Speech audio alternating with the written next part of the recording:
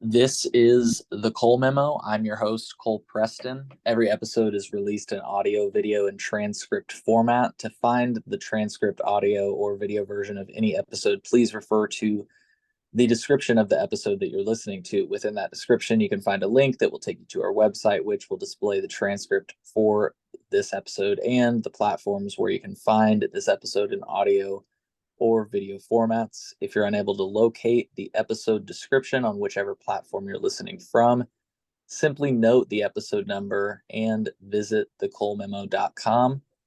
From there, you can find the corresponding episode, and then you'll be able to access the audio, video, and transcript version of the episode. You might also find any links that we referenced during the episode so that you might be able to do your own research. If you're not listening to this episode of the Cole Memo on Patreon, then you're listening to this episode later than our patrons. To become a patron, go to thecolememo.com/Patreon. Once again, that's thecolememo.com/Patreon, Patreon.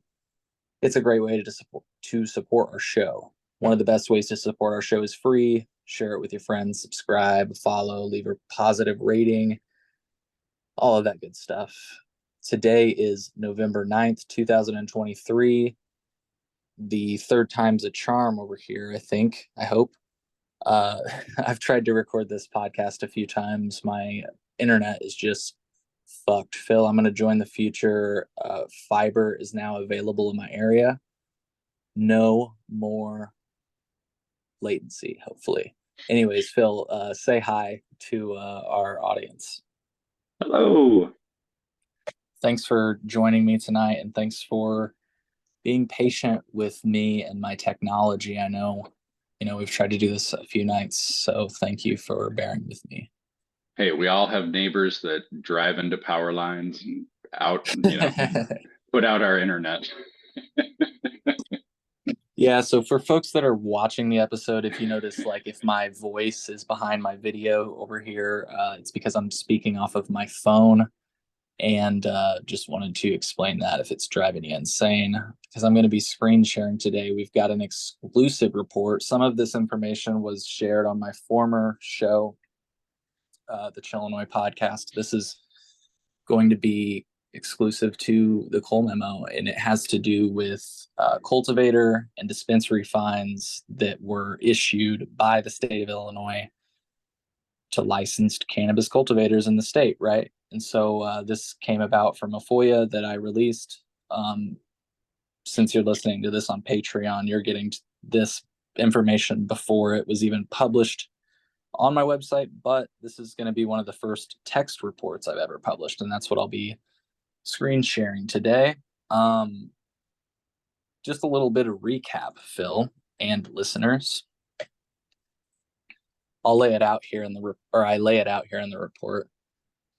On July 22nd, 2020, an article published on Grown In reported that the state of Illinois had issued fines to cultivators in the years 2019 and 2020.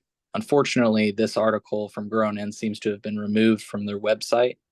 So to access that archived version of the report as it was originally published, you can just paste the link, which I've got in this article. You can paste it into the Wayback Machine and you can read it as it was published, but you don't need to necessarily, because I've pasted the information from it in this article in order to kind of retain the data or archive it, if you will. So below you can see the results of their FOIA. And Phil, just revisiting this, it's been a while. Any funny thoughts? Anything that stands out? You remember this, right? Mm-hmm. Interesting stuff here. It's hilarious what you get charged for in the state. Now, did we say there were ones after these? Correct.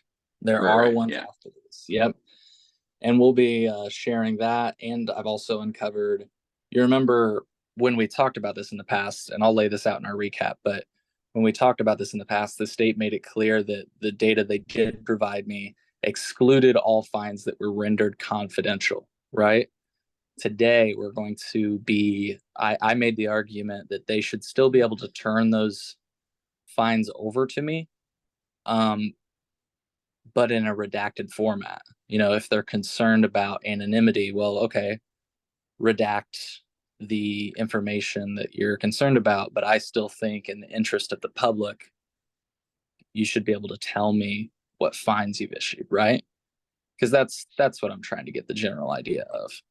It's like when you ask police, how many speeding tickets have you issued?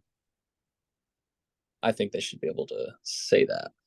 Yeah, they don't necessarily need to tell you who they're for, but it's still Right. interesting to know like how many people are being cited, what they're being cited for, how much those fines cost people. And even if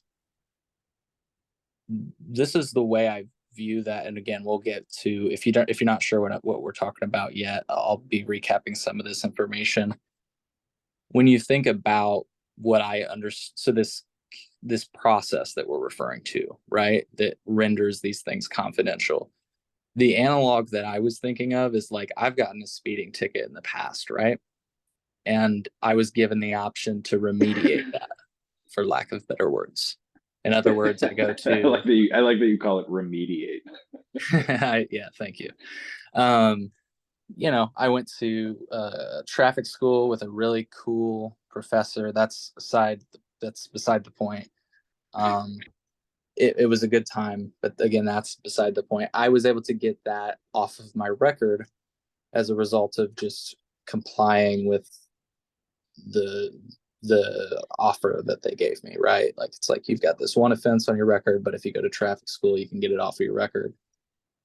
As long as after you take the traffic school, um, you know, you don't get like another ticket within the next 9 months or something, right? Otherwise, you'll have two tickets on your record. Anyways, that's kind of what I was. So even if that was the case, I still feel like they should be able to, like, even if you've remediated your speeding ticket, I still think my speeding ticket should be included in that total number, right? You follow? Sorry, I brought up that example and then I got so deep No, into it. yeah, totally. But isn't it also funny that like this freedom of information process is not like it's not something that like has standards. It's like you put in a request and they're like, "Nah, we don't want to give you that." And then Right. you come back at them and you say, "Well, but why don't you want to give me that?" And then they'll say, like, or like maybe you could give me this, and it's like, "Oh, okay, well, yeah, we'll give you that," but it's Mhm. just like it's just funny. Like you hear Freedom of Information Act request, you just assume like, but there's like games played in that space. Yeah. And you might say that you'll see some of that in what I'm about to um, share. So the FOIA requests that I'm about to outline were inspired by this grown in request, right? And they were among the first I've ever submitted. I'm happy to tease that one of my first FOIA requests that's not mentioned in this article or in this episode will be included in a forthcoming article and episode scheduled for future publication. Um, but the FOIA requests again that we're about to talk about were inspired by this grown-in report, um, and it looks like I've got that paragraph twice. This is a good little exercise for me to proofread. So just ignore that, folks. Again, you're seeing this before I published it. Um, anyways, I thought that this request would be simple because of the fact that they granted it. And so I kind of mentioned that in my FOIA request. Here's the full text of my FOIA request. And in my FOIA request, after I ask everything, I just acknowledge the department's past commitment to transparency as evidenced by previous FOIA requests made by entities like grownin.com. I said their successful request for information on similar topics demonstrates the department's willingness to provide essential data to the public. I thought that was important to just acknowledge that. There are humans on the other end of this email. Um, so it's funny. Anybody that knows anything about cannabis policy might see a shortcoming in my FOIA request, and I'll be candid about what it was here in a moment. But this is the document that IDFPR responded to me with. It will be in the report. And basically, with regard to my request for cultivators, it was denied. Fines for cultivators, it was denied because the department does not license cultivators, right? So that's what I was alluding to earlier. Anybody that knows anything about cannabis policy might have been laughing about the fact that I even asked for fines related to Yeah, cultivators. yeah, geez, Cole, don't you know there's 14 different regulatory bodies in Illinois that oversee cannabis? Right, right. Oh, that's funny. And they Yeah, couldn't just like, and that's what I'm saying is like they can't just like pass it on to the Department of Ag. They have to send it back to you and be like, "No, you didn't send this to the right person." yeah, yeah. And Like then they're not looking to help you. no, I mean they gave me the email address, you know. Oh, okay. Well, actually, that's not bad then. Yeah, Because please consider I would have assumed they just turned it back and were like, "Meh." yeah, yeah. Now regarding the dispensary fines, they just gave me a link and they said, look, this information's public. So here, because these records are online, FPR is not required by FOIA to produce these records. So while they weren't required, they still pointed me to where I'm looking for that. And that's where we did that episode in the past. If I can remember, I will link it in the podcast description, folks. If you don't really want to dig through all these reports, you can watch Phil and I recap them. Man, it is crazy. I need to get a new camera. It's crazy how wide I look on these as a result. Oh, am I even sharing the right screen over here? Let's see. What There we go. does it cost money to submit these requests?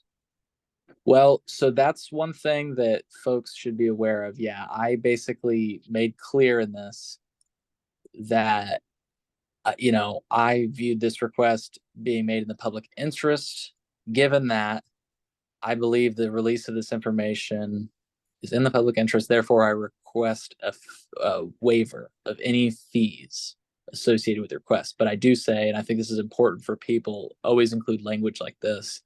If there are fees associated with the request, please inform me in advance of fulfilling the request. Don't just send me an invoice, right? Um, but Is yes, that to answer your something that question, I guess yes. Yeah, it can result in interesting? like that. I was given the impression that could happen, and so that's why I included that Well, language. because usually when you hear about uh, freedom of information, it's like newspapers and journalists making those requests who you would assume like are having those costs covered by the paper. Yeah, So yeah, I I just was think curious like what the costs associated with this kind of thing can be. yeah. Now this is, I think, unrelated, and you might say, of course, to this, but one thing that we've seen, and I think it's important to like talk about just for a moment, is that we've seen like Chicago Tribune try to get some of this data, which related to licensee or whatever else, and they get denied because of the fact that the CRTA basically exempts that information from FOIA, which is crazy, as we've talked about in the past, that you can just do that. Um, so Yeah, so when it's not like a national security thing. right, Like right, there's no plausible reason to keep that information private. yeah. So what I was going to say is that, and again, you might say, of course, Cole, why even make this point? But just so for folks that are wondering, I'm sure that because I read that the Chicago Tribune took the state to court, to try to get that money. And of course, you're going to have to pay for legal representation in that context. But back to your original question, yeah, it's unclear to me, like if you would actually get fined by the state for a request if it was like, let's say, too burdensome, for example. Um, which funny I bring that up. They actually did deny part of one of my requests, I think, because it was quote too burdensome. And there's actually like uh language in the law that defines what too burdensome is. And I'm trying to see if it's in this one or but anyways, that's what I figured it might be. But again, I don't really have a good answer to your question. So here's the so I asked for any correspondence, notices, or reports related to the aforementioned fines, including the reasons for each fine, the entities or individuals fined, date of each fine, blah blah, and they denied it. While much of this information is available on the above noted site, the request for, quote, any correspondence, notice, or reports is vague and unduly burdensome. For the department to properly respond, you must reasonably describe the needed records with sufficient specificity for IDFPR to determine what records are being requested. See Tribune versus IDFPR. Funny that we talk about the Tribune, and there they Right. are. Yeah. Yeah, like you got to be like specific enough that they can't come back at you and be like, that's not specific. Yeah. Because I've wondered stuff about that, like, there's so many like things that it would be interesting to freedom. Like I've So told I've you got a about, good idea of one, and I'll put it out there. well, but like I've told you about that guy that FOIA'd Lori Lightfoot's texts. Right. Like he Yeah. would FOIA her text messages just to find out like her side of all of these different disputes she was having and stuff. But like, so yeah, you can FOIA that because I guess that would be a specific thing, right? You say, I want to see the mayor's text messages between this date and this date. Right. True. Yeah. I was Or the one maybe I it was. would have to be like pertaining to something, like Yeah. that. But Yeah. That's what were you yeah. going to say? Like your idea for something would be? Oh yeah, yeah. My idea would be like, so I was requested to give a presentation on the medical cannabis cultivation laws by the state of Illinois. And during that presentation, they displayed a PowerPoint, and I have a picture of the first slide of that PowerPoint, which has the date, the name, everything I would need to FOIA it specifically. And I really would like that because in that, I've never seen the state so clearly define what an enclosed area is, because they've made it very clear that you can't just like build a shed in your backyard to grow weed. Like it has to have like a power line ran to it and like plumbing or something in order for it to be defined as an act. I'm saying it totally off the top of my head, so I might be wrong, but I just remember hearing it and doing exactly what you just did. Like they've Yeah, like brought me on as the presenter, and I'm supposed to be like cool and stuff, and I'm like, they say that, and I'm like, what? yeah, I mean, who would even think that? And the fact that that's not like something they put out there, that's Yeah, so that's I would like to FOIA that bothersome. because I know like what date that was, and I know that they had a Yeah, PowerPoint. So, there like, has to be a there that has to be somewhere. yeah. So, as I said, in response to my request, IDFPR clarified request the records I requested are basically public. We went through them, but you can find them online. I've got them linked in the article that I'll be releasing, and you can check them out. And like I said, I'll put a link if I can remember of the episode where Phil and I went through those finds, and the pretty funny stuff. And I remember we had pretty funny. It was good commentary on it. So um, again, IDFPR does not oversee cultivator licenses, so they clarified that. In light of this, they suggested I redirect my inquiry to IDOA, the Illinois Department of Agriculture. So I did. Here is my FOIA text for IDOA. Same thing. It's basically exactly the same language. Um, so I just made it specific that I was talking about cannabis cultivators instead of dispensaries this time because I didn't want them to waste their time in denying me on that, because that's for IDFPR or whatever. And on September 7th, I received a response that they were extending the deadline. So they're supposed to respond to me within a certain period of time, but they extended that deadline. And then on September 12th, they said that, oh, did I lose you, Phil? Are you No, still you're there? good. Okay, cool. Um, so on September 12th, they got back to me and basically said that they have attached a document with fines that were not rendered confidential through the consent order process. Now, remember that, folks, because this is the new information that I'm going to be releasing today. So, but let's get through this for a moment. I'm not going to go through the whole response that they gave. That's why I'm publishing it all so you guys can see it, because a lot of it is basically them just denying me and citing the law and why they're denying, and that I have the right to challenge them. Which, remember that, because I ended up doing that. I was like, oh, let's see what it's like. So the PDF that the department provided me is here. We've shared this information online before. This is a new information, but this was information that we published. It's really cool to have contributed to cannabis history in that way. Phil, kudos to us. This information did not exist publicly before we started nosing around. So, well, and isn't that just like part of like, why isn't this public information? They have this stuff.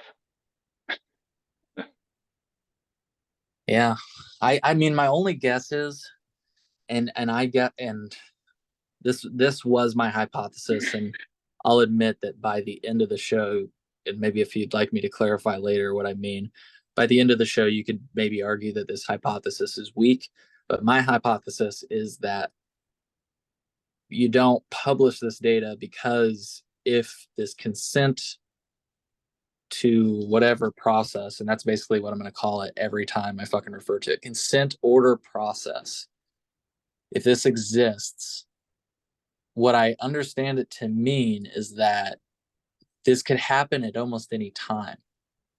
And so they don't want to publish a list and then, take things off the list, because then But you can by still by FOIA it at decree, any point and get like a snapshot of it. what do you mean? Oh, Like you're true. Fair saying, enough. Yeah. yeah, Like so keep like, for example, to your point, sorry, just to make sure I understand your question. Are you suggesting like maybe I FOIA this again in like a month or two and see if any disappear off the list? Because that's what right? well, or maybe not, like how can you blow it up a bit? Sure. Yeah. 1 second here. Well, that Like zoom just is, looking at the dates of it, like how far apart are these spread out? oh, that's the date paid. Sorry. This is the date of the fine issued. So, are you able to see that well? Sorry, I Well, it can't just blow. seems like do these companies just not care to get these scrubbed from their record or like And that's so I'm wondering here, because it says in appropriate cases, the department may resolve a complaint through issuance of a consent to administrative supervision order. so maybe some of these things are not like eligible to be Right. But that's gotten rid that's of. where I wonder, it's like, how do you make that determination? You know? It must be like just by what type of fine it is. Right. You'd think that. You'd think that. And that's basically what we're gonna have. Oh, sorry if my sound got a little weird there. That's basically what we're gonna have to keep in mind here, because, given the information that is available, you know, it's like, I wonder, do they have like listed out, like, hypothetically, if you do this, it's $50,000. If you do this, it's like, or do they just come up with it on the fly? I would assume it's like that they know it beforehand. Yeah, and I wonder here, because it says violations listed out. So maybe if we look into the law here, you could like find that it's listed $50,000 for violation of this or something. I bet you that's what it is. So yeah, like I said, though, the department's response was really informative. It produced previously unfamiliar information, information we've never seen before. But the part that particularly caught my attention was their explicit mention of please see attached document listing fines that were not rendered confidential. through the consent order process. That statement piqued my curiosity. It led me to wonder if there are alternative means of obtaining that information. I began to wonder, can they provide that information with the personal identifiers redacted? In other words, if confidentiality is the concern, we'll just take out names. Tell me what happened. I just want to know, like, generally speaking, what are cultivators being fined with? I feel like that this is the best look that we've ever gotten at that. So with that in mind, this comes from a genuine desire to gain a genuine understanding of the department's regulatory actions. I don't need the specific personal information. So in my article, we kind of already said this, but I assumed they might consider providing the information in a redacted format, similar to how law enforcement agencies share crime data, such as the number of burglaries or drug-related incidents, while protecting oftentimes individual privacy. Oftentimes, though, as we've read on the show, they don't do that. They don't protect anybody's privacy. So I wondered if the department could just provide insights into the types of charges imposed on cultivators without disclosing those identifiers. So I responded and said, to fulfill my request, can you provide fines that were originally considered confidential, but in an I can't say this word. I knew I was going to have trouble. Anonymized format. Boom, hit it out of the park. You really knocked that out of the park, Cole. Yes. As rendered confidential through the consent order process. In simpler terms, I'm asking for a list of fines issued within the date range with all confidential information removed in accordance with your procedures, right? I also wasn't sure like if I'm just allowed to reply to things like that because they just like said, here it is, right? So I just said, in consideration of your resources and being new to this process, I'm not sure if it's appropriate for me to submit a new request instead of directly replying to this email. And if this is the preferred course of action, please guide me. So that's the text from my FOIA. As this was my first time, I decided to reach out to the Office of the Attorney General and gauge whether my follow-up request was. I was gonna say, did you reach out to anyone beforehand with advice for this? Well, basically, right after I sent my email, I called the Attorney General and they agreed. I forwarded them what I said, and they agreed what I was asking for uh, was a reasonable request. He was like, "Yeah, I mean, this seems reasonable. I get where you're coming from," and he actually seemed pretty interested in it. And he actually even told me that he's. So I don't want to say quote because it's been so long that I wouldn't be able to give you an accurate quote, but he told me something along the lines of he's very interested in the subject matter of my request. So the people at the Office of the Attorney General are cool, it seems. Yeah, He did, stoners look out for each other. yeah. He did make it clear that he's never encountered this particular aspect of the law. He said at that point, he's like, I'm going to ask, people around here, but I'm pretty sure we've never like kicked the corners on this part of the law. What do you Uh, mean? Well, which law? well, Like freedom of information stuff, or the impression I got is like, I think they were alluding to the fact that, they've pressed for cultivator information in the past, and obviously that went the way it went.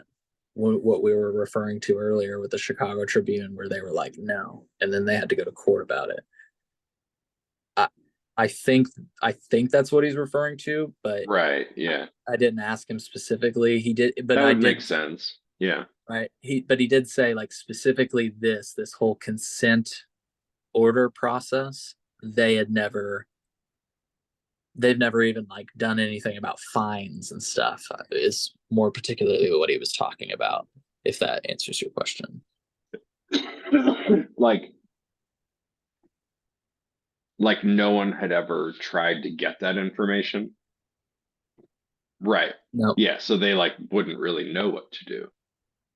Yeah, no, they didn't know what to do. And then frankly, folks, with what Like I'm going to share really, today. wait, I just want to add, like, so these people who might have had these fines scrubbed from their record, they might have not had like a real idea of whether or not they could turn that information over or not. You know what I mean? It's like it's like the fine is now confidential, but it's like, can you still get the record of it having existed at some point? And this is what this is going to come down to. And actually, that's that they actually make an argument about that. So that what you're talking about right now is what that we're going to end up circling that train. It's funny that that's where you went. Um, and I can't remember what I was gonna say, but I just want to say that it was very interesting to have done that. I was kind of nervous. I'm like the attorney general, like who the fuck? I'm calling the like I don't know. It just felt Well, weird. I was It's gonna not. say I'm kind of surprised you didn't, because like I was just listening to this guy Ben Joravsky. He's like a Chicago journalist, and he'll have there's this guy. I think his name is Mick Dumke. I think he works at Block Club as like an investigative journalist, but he does a lot of like FOIA requests about Mm, stuff. And I was just listening to this podcast that they were talking about, and actually it was about aldermen's salaries in Chicago, and he was trying to get like what their salaries were and what they were like projected to be because they're tacked to inflation now. But either way, the story became how hard it was to get the information. The story, like they started out wanting to just get this basic information, and then the whole story and what they talked about was just how hard it is to FOIA information in this state. Like the response of government officials in Illinois and Chicago, and I'm sure Springfield and Champaign and all these other municipalities is just no. yeah. Like anything that, like, that's what I was saying. Like they play games. Hmm. Like they're like, oh, well, you didn't ask for like the specific thing.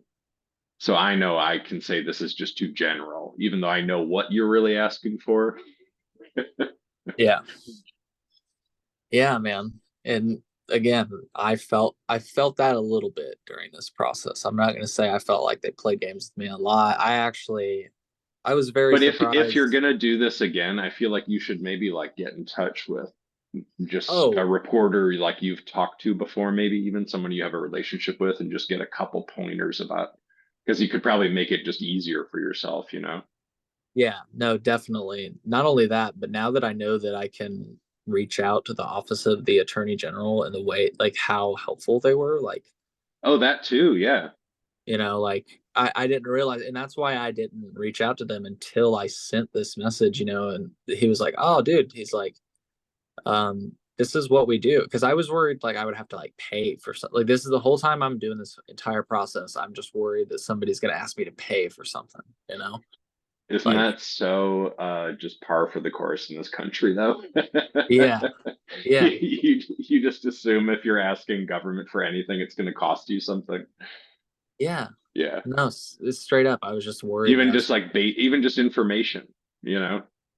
yeah. Like And so I was just like, every time I preface, like, I call, I'm like, hey, I'm asking for this, but like, let me know if this is going to cost me any money. Cause like, that is, like, that's kind of yeah, well, you would think even if you submitted a FOIA and it was going to cost money, they wouldn't just like produce the information and be like, here's your bill. That would be insane. right. They'd probably make you pay first. Yeah. Yeah, I would think so. Yeah. But then you'd be like, fuck you, I ain't paying. I would just start submitting FOIAs under like false identities at that point. Yeah.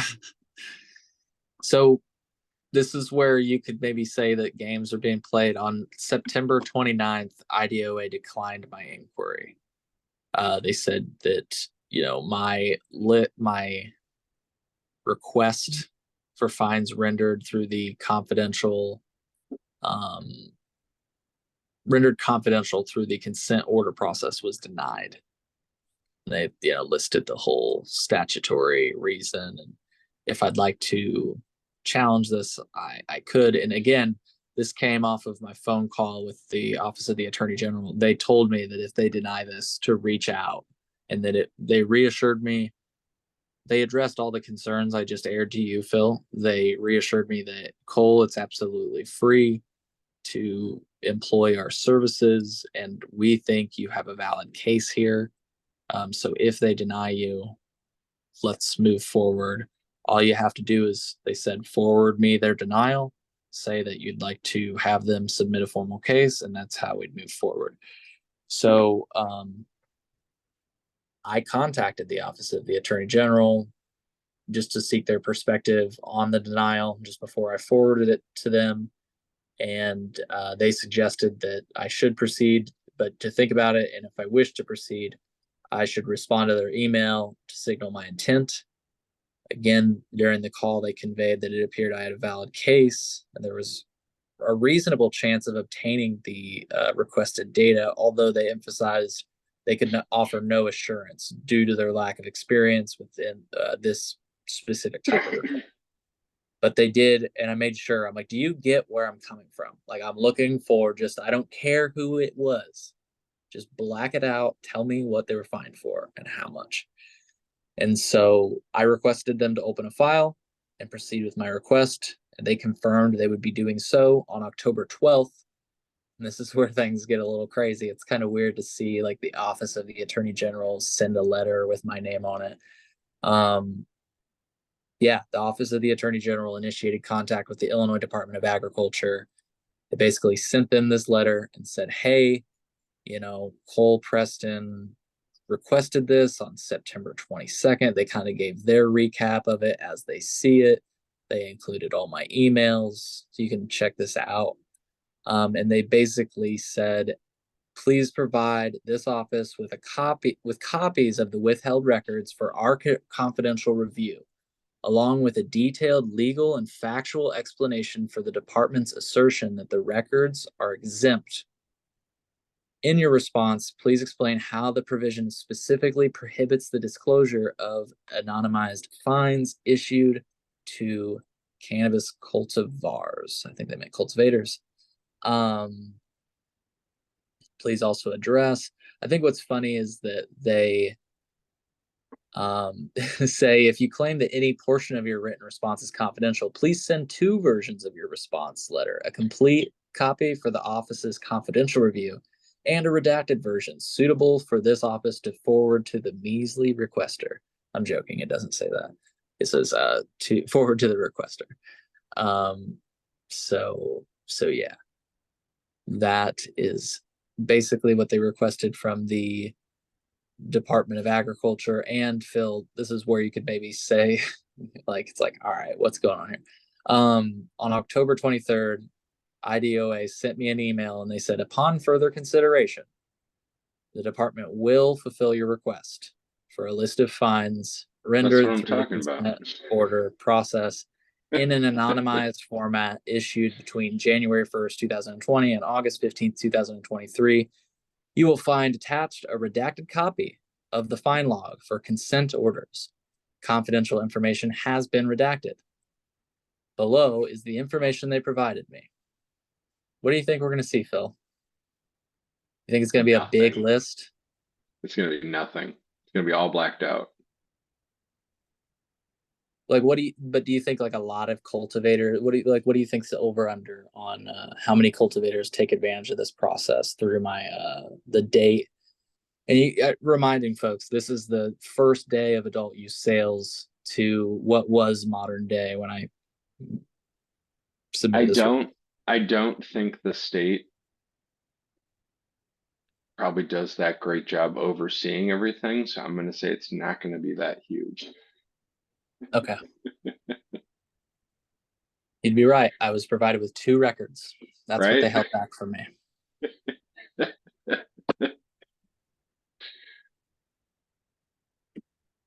So let's blow this up. So It's interesting they won't tell you what it was for. right. Do those totals match up with anything on the other table?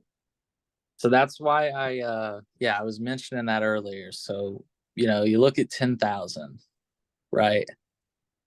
And it's interesting. This is the adjusted total. So ultimately, they only paid 8,000.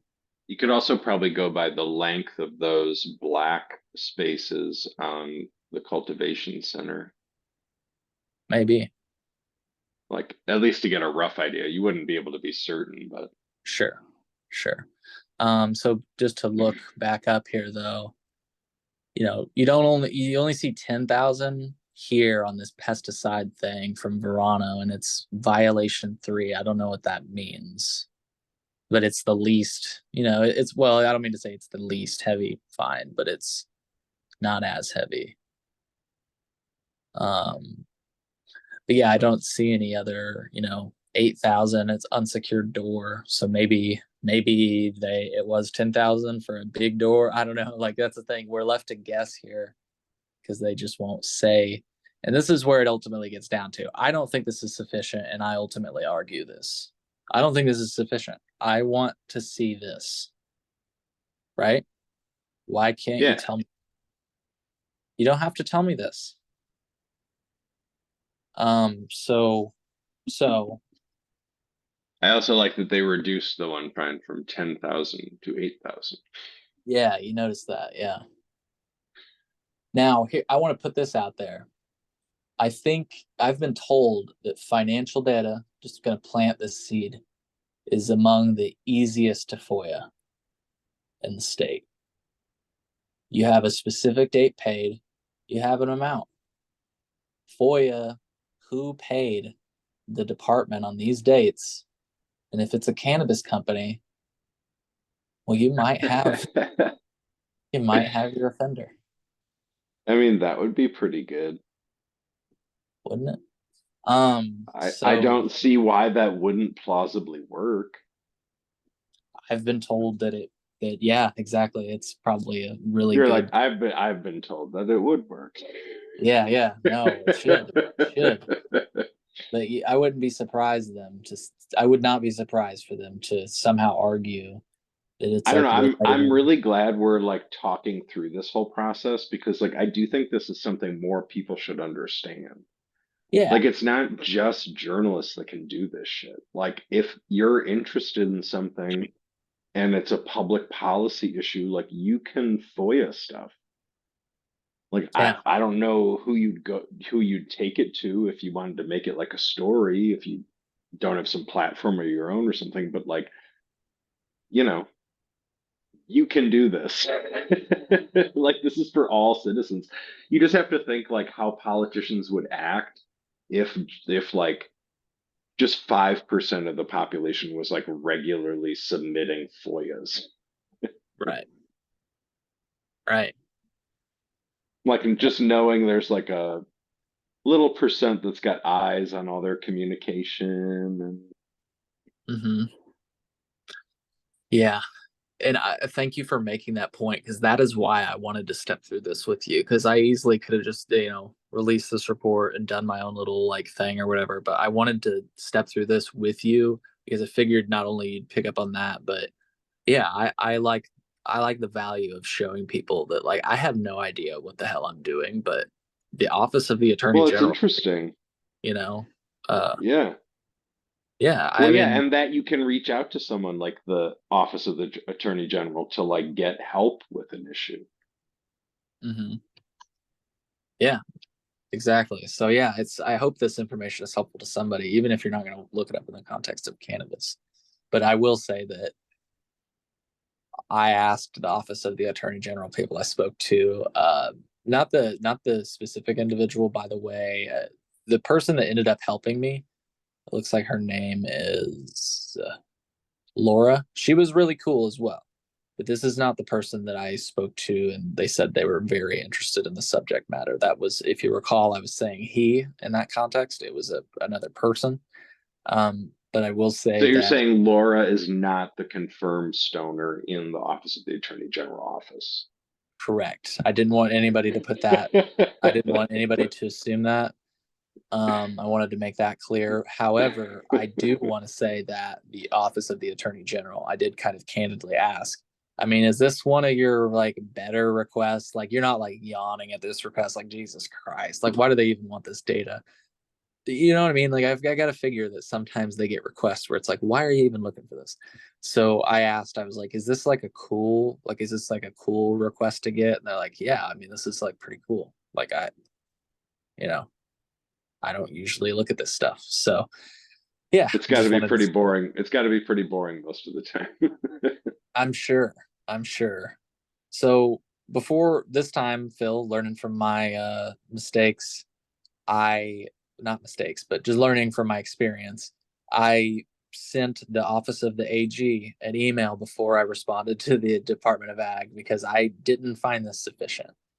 And I said, "Do you think that we might be able to get the violation description?"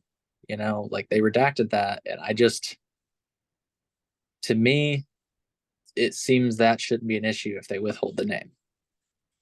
This would give me a complete view at the type of fines they issue against licensed Well, and it entities. seems like you could do that thing that we just did and be like, you know, these seems like they have like it seems like they have specific fine amounts. Like giving me the amount is almost kind of telling me what the fine is. Yeah, that's a good point. I wonder, did they? No, they didn't list the actual like, because in the first one they listed the actual like part of the law that they violated. Mm. Yeah, yeah. They didn't have that in this one. So, so, um,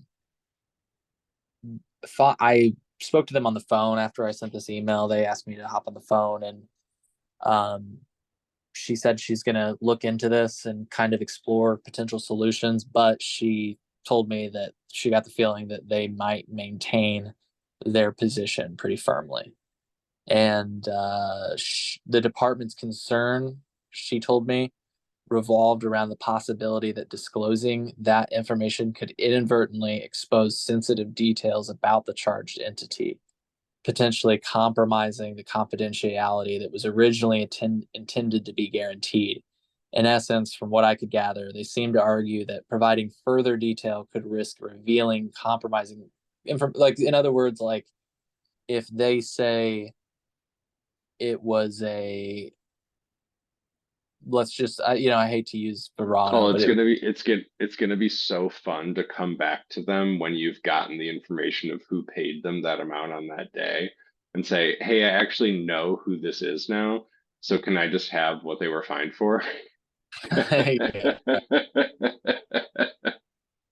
that would be crazy. Well, that would be the next step, right? Right. No matter how you got the information, once you got it. But let's say that it said, just to complete like where I think they're coming from. Let's say that it said, I'm just going to use Verano because it was just comedy that this is what they got charged for, right? Application of pesticides after the vegetative stage of growth. Let's say that they gave me that information, right? One could argue that somebody could reach out to me and say like, "Hey, I worked there." And like in other words, I could put two and two together and figure out who it was. And to their point, that did happen when I published this story. I was told, and folks take for this for what it's worth. I was told that this Verano thing, they could have been charged with so much more. That's what I was told by somebody who worked there. Like that they got off easy with this. And that's a pretty hefty fine, in my opinion. Yeah, Just that's like, interesting. That's interesting. but I'm putting that out there, not By to like someone who like supposedly former worked there. correct. I heard that from somebody who alleged to have worked there. And the reason I bring up that point is not to like be like, there's more to the story.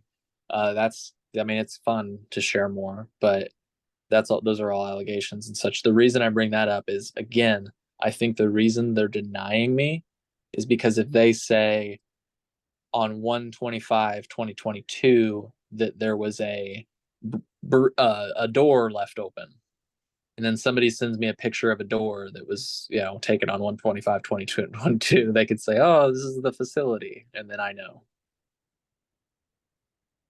That's what I think they're trying to say, right? Yeah, for sure. So, um, my contact. So again, that's what they were arguing. My contact said, Laura. She said that she thinks the department's going to remain firm. She followed up with me and confirmed that IDOA had decided to stand firm, maintaining their refusal to provide additional information. I then requested the Office of the Attorney General, to provide me with a written response summarizing the final outcome of this matter. Additionally, I asked them to explicitly mention in their response whether they had previously encountered this aspect of the law. Their response is below, which effectively marked the beginning of the end of this matter. I get a formal notice of the end, but you can see that um, Mr. McGee, who works for the Cannabis Council for the department, stated that the department maintains the violation description entries on the redacted fine log are exempt. For context, McGee explained that when the department determines that a licensee has violated a law or regulation, it may resolve the matter by issuing a consent to administrative supervision order. Right? So there's a little bit more explanation on just how I guess this works. And I think this is probably the first time this has like really been, I don't know. I've never seen it discussed really. Maybe because it never has needed to be discussed. But as you can see, I agreed that the violation descriptions are, quote, regarding the consent administrative supervision order. She asked me if I agreed. I said, sure. It appears that this matter is resolved. If either of you have concerns or would like to add or clarify anything. And then the final note, as I requested, I request I requested that they look if they've ever issued any determinations interpreting this part of the law. Her search indicates they've not ever interpreted this regulation before in the past. So the comprehensive summary of the entire situation, and formal notice of closure of my case can be found at the bottom of the report. They kind of recap everything, and it's kind of cool to see this. They explain the back and forth, how the Office of the Attorney General relayed this information via telephone. I indicated I agreed, and on October 27th, they stated the matter appeared to be resolved. They hadn't received any correspondence indicating that there are remaining concerns. Accordingly, this file is closed. So Knowing that that they do this summary in the future, you should like say something on the phone like he insisted on the statement home grow for all being included in the concluding report. that would be funny. Yeah, He I like insisted we say remove all possession limits in this report. it. Right, right. I should have like a few of those lines at the ready. I insist that you include this. I can provide this statement in writing. you know, Yeah, exactly. that'd be great. That'd be great. Well, anyways, just to close, that's all we have. And thank you again, Phil, for being willing to hop on and talk through this with me, because I do think there's a lot Yeah, of, that was fascinating. It makes me want to FOIA some stuff. dude, let's do it. That's and people, if you start FOIAing the state, even if it's not about cannabis, that's here at the Cole Memo, I'm going to be talking about more than just cannabis. We'll talk about any drug, but anything else. If you find some interesting information, like Phil was talking about aldermen and stuff like that, anything, reach out. And if I can help at all, again, this was my first few times through it, so obviously I don't know much about it. But if I can impart any wisdom, I would be happy to try to help. Um, anyways, though, isn't it kind of funny, just to I want to put a final cap on this. Isn't it really hilarious that after all of that effort, they turned over those two fines. Like, why not just include that at the onset? Like, it's two. Like, you made it very clear you weren't including them. Like, and it just imbued this sense of mystery for me. Like, ooh, there's this consent to order process, and there must be a lot of fines that are confidential. And maybe that's just me, always being the way that I am. But to me, it's just like, why not just like be up front? It's like it's fucking two, you know? Well, because the tendency is like towards secrecy, right? Yeah. The tendency is like to keep that stuff confidential, not turn information over, put up walls. I don't know if that's just like an Illinois thing. I mean, Mike Fouché talked about that, right? Yeah, true. Like, and I think he did say, like, there's other states like this too, but like Illinois is like just like they make it really hard to get information. Mhm. Yeah, straight up. It's like, yeah, it'd be interesting to be a fly on the wall in a FOIA officer's office, just hear like, what does this guy want? You know? Yeah, and like what is that tendency towards secrecy about? Like you would assume it's just got to be like a cultural thing, that's like passed down Yeah, through like workplace culture type thing. yeah. It's interesting because it's like it'd be an interesting job to like. It'd be so hard to interview any of them because while they're serving, they probably wouldn't want to do an interview. But you gotta wonder what type of job it's like because technically you're not really like as the FOIA officer, you're supposed to be like, in my opinion, I don't know anything about this. Again, it's not like I'm some expert, but would you agree that just you'd Wait, think does that the every FOIA, does every does every department have a FOIA officer, or is there yeah, I like think, ones? and I think most institutions, I might be speaking out of term here, but I think There's like someone who's like handling the FOIA stuff. bingo, yeah, it's like the Yeah. idea that, Okay. yeah, so you think that, like, my understanding of that role traditionally is that sure they have some bias because they work for the entity, but for the most part they're supposed to be like as close to a neutral source you can get. Like they have to like be like, oh yeah, you're looking for that, here you go. Like that's what you'd think that role would do. But they But work there too, don't they? Yeah. that's the So thing. That's what I think the deal is. It's like you eat lunch with these people, they're like, hey man, just shut the fuck up type of thing. well, that's what I'm saying about like workplace culture. It's like, the government, like Illinois government is just one big company kind of, like Yeah. all companies have their like company culture. And that's just how I always have perceived it. It's like Illinois is just very like secretive, corrupt, insider dealy. Yeah. Yeah, get a job at another consulting firm for a few years before you go to back to the cannabis company.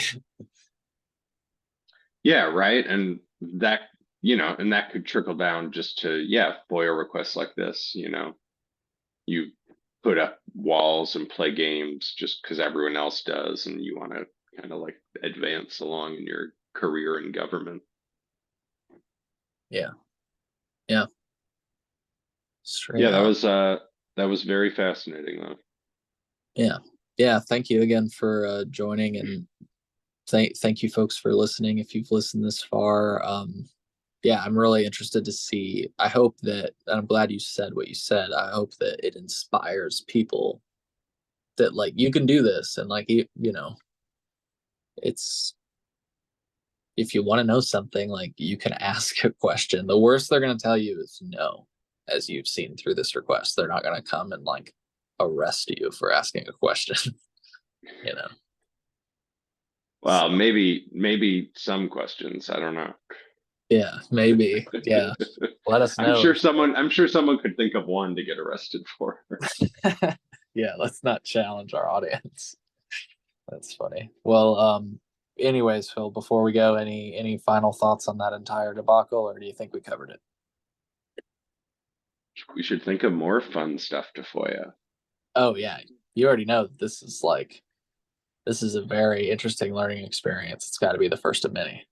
So It is interesting though, because like one thing I remember hearing is like smart people in government who are like doing stuff, you just don't put shit in writing. So like you can only really FOIA stuff that's like in writing. right, and that's I will say that you actually reminded me of something I was going to say earlier. I have heard that that culture already exists in some of these departments where they're like, "Hey, don't write that in email. Like, if you gotta say something about that, like, come Yeah. down to my office Hmm. and talk to me about it because then that's not FOIA-able, for lack of better words. It's not subject to Yeah, it's FOIA. not like And or this is or my any other worry, government oversight. Yeah. right? This is my worry about doing this. It's like on one hand, the public needs to know that you can do this. On the other hand, I hate that the state of Illinois does seem to watch this fucking podcast, and so now they're gonna be like, "Hey, like, definitely don't fucking put shit in writing anymore, because now this motherfucker's snooping around and all his They fucking they already know. yeah, Yeah, yeah." they know No, who but they I mean, it shouldn't be. further. I'm worried that it further instills that, is my thing. I hate that it's like by making this more public, it's like we're advancing that type of culture where they're gonna just say all verbal stuff, you know? Yeah, but I still feel like if you like think of the right, like there's still bound to be interesting records, like Yeah, I mean, like things that have to be recorded or, you know.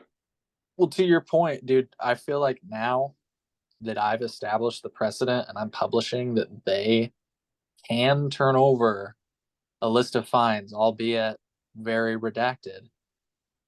Now you going forward, somebody knows that and they can, if they want to continue to FOIA this, they can get the list that I got, and they could also say, hey, as evidenced by complete request by the Cole memo, I'd like to request Well, this. and Yeah. I think partially that list of like there's so few operators in the state at this point. That list is super small right now. Like you can picture a time like 10 years from now, Right. that's not going to be like a tiny list anymore. I Uh mean, I huh. don't even know if we'll have people growing weed in the state anymore at that point, but Yeah. No, but that's exactly the spirit of that is, thank you for saying that. That's exactly the spirit of what I was trying to say is like, now we've established the precedent that yeah, you can't get much, but yeah, like you say, if there's going to be more cultivators or whatever in the state of Illinois in a day, in 10 years or something, you could request this type of list, and you should be able to get it. Like, I don't know why you wouldn't be able, unless they write something new into the law where you can't do that. I don't know. I wouldn't Um, doubt yeah, it. sure. Yeah. Entire cannabis industry not subject to FOIA because All right. it's still schedule one. Yeah, yeah. That's funny. So, well, man, that was cool. So I'm excited to finally release that. And as I hinted, folks, I have another FOIA request that I will be making an article about. It's another subject that Phil and I have talked about on the podcast, but it's not been published like publicly yet. It's only been published for our patrons. So there's a spoiler if you really want to dig. But yeah, there's more to come, I guess is what I'm trying to say on closing. And I don't know that I'm going to do this type of thing all the time. Articles are not really my thing. I don't consider myself much of a writer, but I do like the opportunity that the format presents, for lack of better words. Like, I think it's cool to be able to put that shit in writing, and point to that for people. Hmm. So, because, not everybody watches the podcast, and that's okay. So, now there's an article. Anyways, well, cool. Phil, we will say goodbye to the audience, and yeah, we'll see y'all soon. Thank you so much for listening to our ramblings, and please support us. Um, you know, subscribe to the show, share it with your friends, submit your own FOIAs. do all that stuff. So take care, everybody.